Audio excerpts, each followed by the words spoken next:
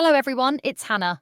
And in today's tutorial, we're going to talk about how to resolve an issue in Microsoft Excel, where it stops trying to recover your information.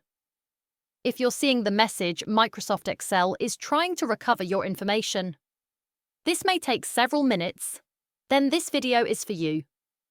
If you're unable to open the Excel application, we'll show you a backway method of opening the program. First, open up the Start menu and type in Run. Click on the best match, which should be Run. In the Open field, type in excel.exe, followed by a space and Alt Safe. Select OK to open Excel in safe mode. Now that we're in safe mode, select the File tab, then Options at the bottom of the drop-down list.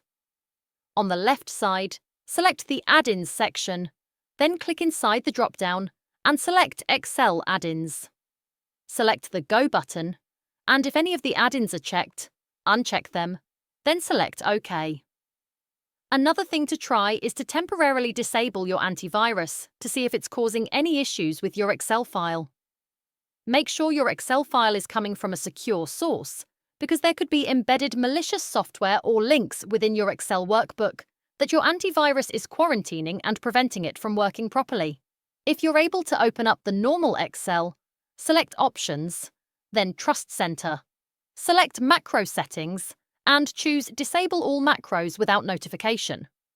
Also, go to Trusted Documents, uncheck Allow documents on a network to be trusted, and check Disable Trusted Documents. Select OK twice. That's it. I hope this tutorial was helpful. Thank you for watching, and I'll see you in the next video.